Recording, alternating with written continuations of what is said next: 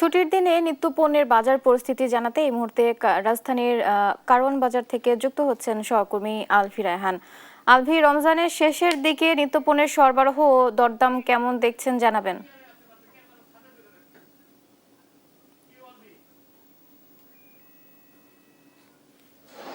এই মুহূর্তে আমি রয়েছি বুবলি কারওয়ান বাজারের মাছ বাজারে, যেখানে এসে আমরা দেখলাম আসলে মাছের বাজার দাম আগের থেকে তেমন বেশি হয়নি বলে তারা আমাদেরকে জানিয়েছে। কিছু কিছু মাছের দাম কিন্তু আরো কমেছে বলেও এমনটা আমাদেরকে জানিয়েছে। যেমন পাঙ্গাস মাছের দাম কিছুটা কমেছে বলে আমাদেরকে জানিয়েছে। এখন 160 টাকা বিক্রি হচ্ছে কারওয়ান বাজারে পাঙ্গাস মাছের দাম। এবং এখানে এই তেলাপিয়া মাছ যে রয়েছে সেই মাছও কিন্তু এখনো 150 থেকে 160 টাকা বিক্রি হচ্ছে। এবং বড় সাইজের যে মাছগুলো রয়েছে রুই মাছ, সেগুলো কিন্তু 350 টাকা বিক্রি হচ্ছে। এবং বোয়াল মাছ রয়েছে সেগুলো 350 টাকা বিক্রি হচ্ছে বলে আমাদেরকে জানাচ্ছেন এখানকার বিক্রেতারা। তবে এখানকার বেচা কিনা কিন্তু এখনো সকাল সকাল মোটামুটি ভালো বেচা কিনা হচ্ছে এমনটি কেউ কেউ জানিয়েছে। আবার কেউ কেউ বলছেন যে রমজানের উপলক্ষে যে বেচা কেনা হওয়ার কথা সে পরিমাণ তাদের বিক্রি হচ্ছে না। আমরা যদি একজন বিক্রেতার সাথে একটু কথা বলি, ভাইয়া রমজান উপলক্ষে আসলে আপনাদের বিক্রি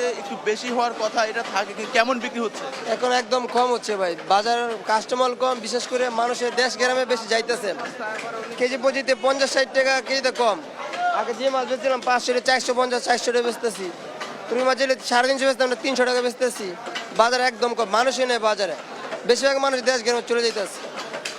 শুনলেন আসলে মাছের বাজারে কমে যাওয়ার কারণ হিসেবে তারা কিন্তু ভাবছেন যে মানুষ রাজধানী থেকে বের হয়ে যাওয়ার যে প্রবণতা রয়েছে সেটার কারণে কিন্তু তাদের মাছের দামটা কিছুটা কমেছে। এবং কমার পরেও এখানে আসলে যেই কাস্টমার বা ক্রেতা তাদের কিন্তু সেই ক্রেতা কমে যাচ্ছে বলে আমাদেরকে এমনটি জানাচ্ছে।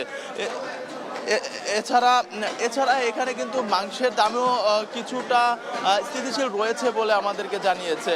এই ছিল আমার কাছে কারওয়ান বাজার থেকে মাছ এবং মাংসের বাজারের সর্বশেষ তথ্য।